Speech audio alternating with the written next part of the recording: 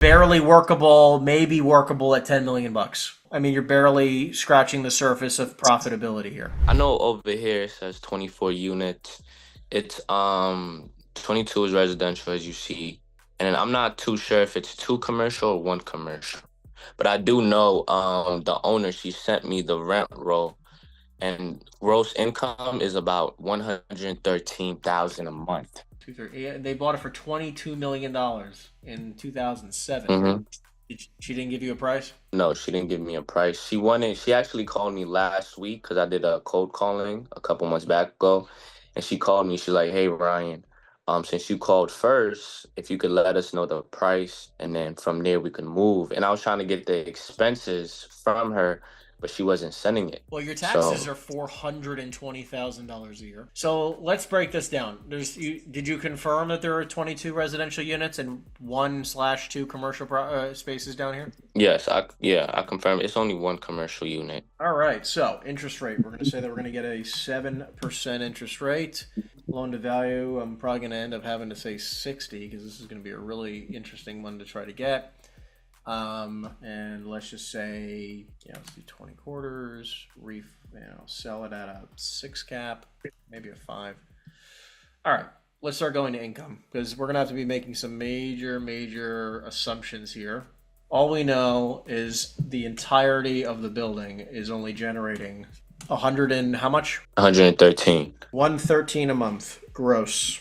Let's start backing out these numbers. So we don't know a price per square foot. That's totally okay. We do not have a price per square foot here. We do not know. Either one, it really doesn't matter. Let's just say that we can, I'm going to put 113 as it is now, quarter to market. There, you just get rid of that. Let's say that we can increase the rents by 2.5%. I'm going to do 2% a year. Okay, I believe it's rent stabilized. They told me the residential units is rent stabilized. yeah, so you're only going to be able to increase it by like very little, if not anything. Okay. Got Again, this is massive assumptions, everybody, because we don't have a lot of information. Property taxes are $420,000 a year. That's 4.2 million. Okay, insurance on this building is probably going to be like $150,000. Water. Did you ask her who pays water, electric, gas, anything? I don't have regarding expenses. I don't have anything. You have nothing. Okay, great.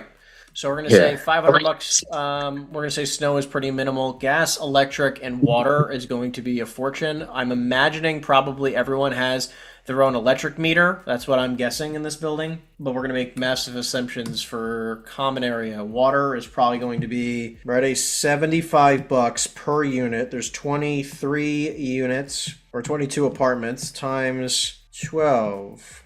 All right, so we're going to say $24,000 a year in water. Just want to make sure I do it again. $75 a month times 22 times 12. Okay, yeah, that's only 19. I'm going to go up a little bit.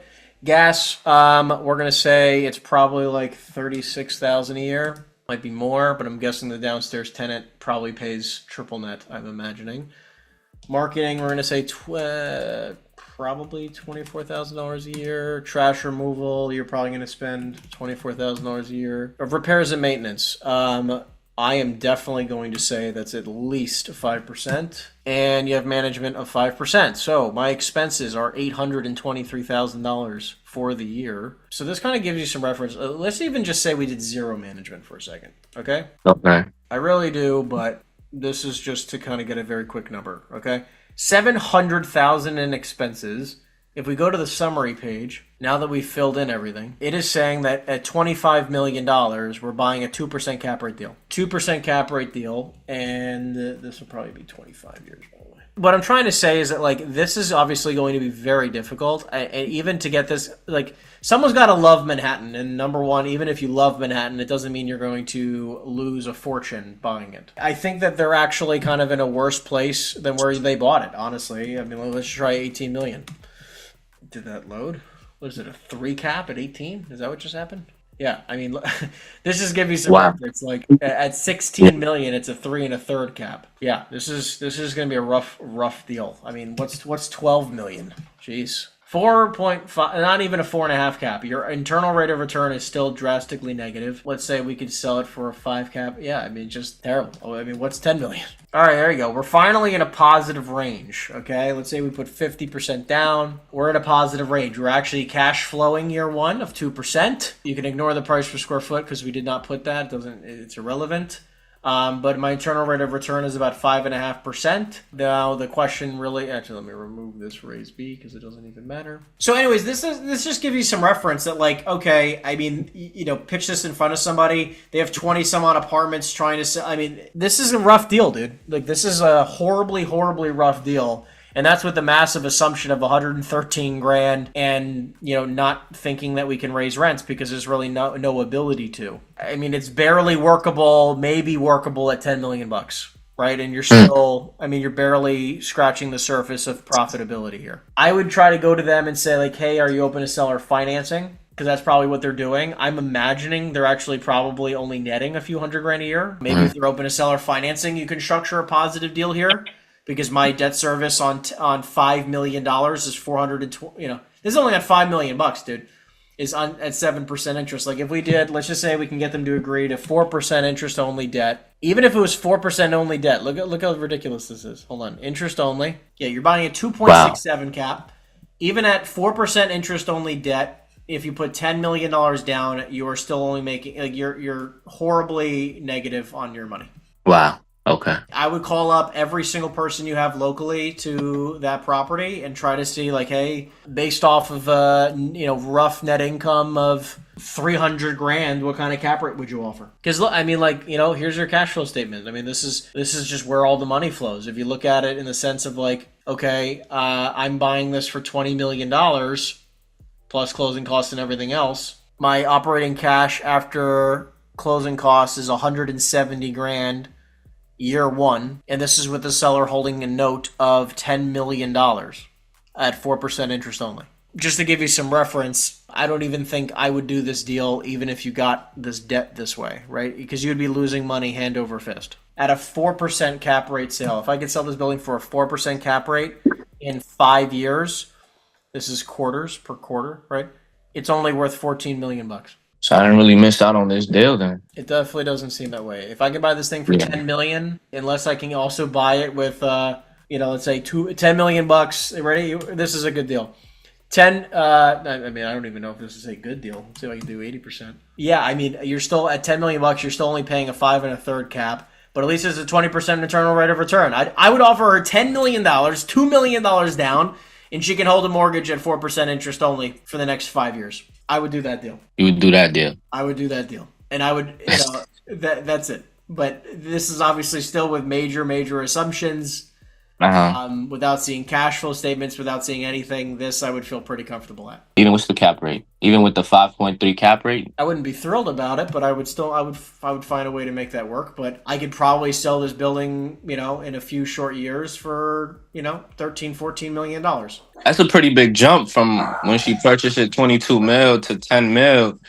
I don't think, that's a reach. So this is to give you some reference, like again, with massive levels of assumptions, like this is where, you have to make guesses, right? Especially when you're under the gun like you are. You're not going to sell this building for $25 million. Like, it'd be impossible. Real quick, can you I've been trying to research seller financing. Can you briefly explain to me that in your best explanation? Basically, think about it. Seller financing is that the seller's the bank. This occurs typically when there's no mortgage on the property, right? There's no loan on the property that has to be paid off. However, it can occur if there's a loan on the property. It just would probably it would have to be paid off prior to closing. Okay, so if they had a $2 million loan on this building and I put $2 million down, they can hold the remaining balance. Okay, but anyways, again, seller financing is just essentially the seller is the bank. They are financing the purchaser and getting a quote mortgage on the property. So in this instance, I'm offering $10 million with a loan to purchase, LTP, loan to purchase of 80%, which is the loan amount of 80 or of 8 million. So I'm putting down $2 million bucks. They're holding a loan of 8 million. I said 4% interest, just as if we're going to just come up with something that I would actually do. I'm not saying that they would agree to it, but 4% interest only. It says IO, right? You could also do amortization. I would highly recommend IO and interest only, so I can actually cash flow, right? I can make this just keeps my payments low, right? My max annual debt service, how much I'm paying them, is 320 grand a year. This is called a debt service coverage ratio, which basically says how much more cash am I bringing in versus the amount of debt that I have to pay out. A 1 DSCR means that my net income is the same exact thing. Like a 1-to-1 ratio means they're equal. Anything above 1 is profitability, right? If you have a 1.2, that's typically what banks look for, right? You have to be generating 1.2 times the amount of revenue as you have debt. However, it's very common that, even if you have a 1.2, 1.25, in some instances, banks might want 1.3 times in revenue than you have